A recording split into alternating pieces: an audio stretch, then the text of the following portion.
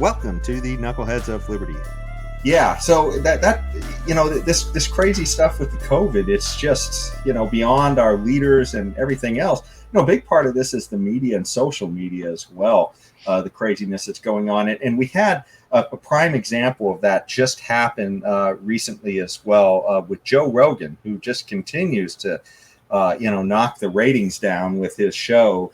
Just having massively more viewers than all of the cable news networks I possibly combined. I'm not sure, but in this particular case, he was interviewing just recently on his show Dr. Robert Malone, who is a pioneer in developing these RNA vaccines that are the things that people are crediting with saving our lives from COVID right now, and the idea that he would be censored for saying anything negative about the dogmatic approach that's being taken by the government is just crazy. So he had said that he really thought. I've heard him on several different shows. I think he's been on Jimmy Dore. He's been on I think Tucker's show, and he's been on a bunch of shows, I'm pretty sure. But he's been skeptical about some of the direction that they're going with this vaccine. And one of the issues was the idea of this being a cure-all. The idea that this would totally solve everything, and that this wasn't going to spread. And he's been one of those people who's been sort of a skeptic in all of this, of the government's approach. And he recently said that it's almost like some kind of mass hypnosis is what he analogized this to. What people who are just terrified and want to shut everything down forever. And so when he said that, lots of people started looking up the term that he was using, and I think he called it mass information or mass formation psychosis. And he said it's kind of like the society's been hypnotized. And so people started trying to look that up in droves on Google because Joe Rogan has such a large audience. And so Google decided to, I guess, sort of throttle this. They essentially pulled, I guess, they started to censor against the quote until they could get sources up that they thought were better. And then they came back saying that this was like some kind of right-wing new term or something, far right. So anyway, it's just an example of the, sort of the thought police there coming in and directing us. What do you guys think of this? I mean, it's kind of scary stuff, and it's not just coming from the government. That's what's so crazy about all this. Yeah, it's horrible. I was a little distracted, but you had a picture of a bikini-clad woman in that thing. I got a little distracted. Sorry about that. But the thing. So. This is Google. Is this YouTube? Is that who wanted to throttle this, or just Google in general? I think it was Google in general throttling the searches for this mass information psychosis, and I think that YouTube might have banned on Twitter also, wasn't he? He was banned. Yeah, on Twitter. I think YouTube might have pulled that show or whatever from the clips from that show or something. They might have throttled that so that people couldn't find it if they were looking for it. I'm not 100% sure of all of the details of it, but there was a lot of, I guess, big tech censorship that came out to keep the I guess the CDC political narrative alive. I guess, to keep us from straying. Now everybody's looking at that picture. So I'm assuming then that there's other sources where we can watch this interview if we wanted to.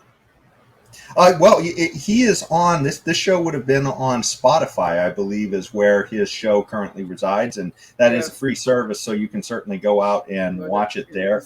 And these clips might be popping up in other places as well, places like Rumble. And I think Joe Rogan just announced too he was opening up a Getter account as well because of Twitter censoring him. So he's leaving Twitter and he's going to Getter. And I hope we'll go there too. Okay. What's the name of it? Gather? Getter. Gettr. Getter. Getter is Okay. a social media platform. I think it's akin to Twitter. I don't know. I've never used it, but Well, I hope I already get her. know. I already know what's going through Tim's mind. He's going to go there and get her. Yeah, I just want to. That's right. You know, I want to meet her and then I'll get her, I hope. But anyway, damn. oh my God. I'm just kidding. I have a girlfriend. Okay. It's just nonsense. I'm just being silly. I'm doing what I used to do to get in trouble in Catholic school. Okay. And so I'm just doing the same stuff. So as long as there's alternatives, you know, I think it's wrong of these private companies to flex their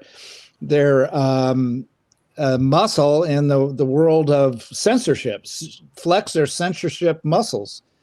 But you know, if they want to be stupid, go right ahead. I mean, if they want to be known, go down in history as this is a place where you're not going to get the truth. I mean, you know, unless it's all whitewashed.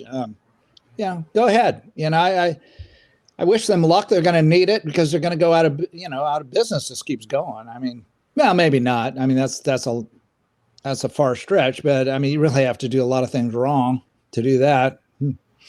But Kodak did it. So, you know, if Kodak can do it, Google can do it. Google can do it. You know, but you know, you're right, Tim, that as long as there are alternatives, I guess we should not be concerned about this. My problem, I think we should be concerned. I'm sorry. I don't really want to say that because it's concerning, very concerning.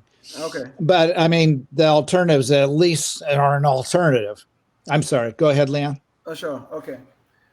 But my big problem with all of this is not so much that a private company may want to censor somebody on their platform. I am fine with private companies doing that kind of stuff. They should have the freedom to do that kind of thing in an economy that is relatively free. The problem begins when the government get in on the act. And I am not sure that the government did not get in on this particular act. I don't know. I have no information on that, so I'm not going to spread that as fact. But we have had information in the past. We have had disclosures in the past where the White House have been identifying problematic posts and asking Facebook to take them down. So I don't know if some of that could have happened this time too. If they are admitting, you know, that they have done this a few times, God knows how many times they might have done it without our knowledge. So this is my problem. When the government start to censor us, not directly, but indirectly, they start asking those companies like Google and Facebook and Twitter and all of these people to take posts down. We had that happening here in California where the Newsom administration was with Facebook trying to get rid of some of the political opponents through posts, removing some of their posts and that kind of stuff. So all these things to me are potentially problematic. But you're right. If it's a private company making their own private decisions, I have no problem with it. But when the government gets in on the act, we're in some real crazy waters here that we better be very careful about. Well, speaking so of you crazy, don't mind spreading. I'm sorry. So Leon, you don't mind spreading facts, but you'll spread a couple rumors now and again, right? Why the hell? Hey, just like the fact checkers, just like a fact checker. Life, liberty, and the pursuit of happiness, always. Thank you for listening to the Knuckleheads of Liberty podcast.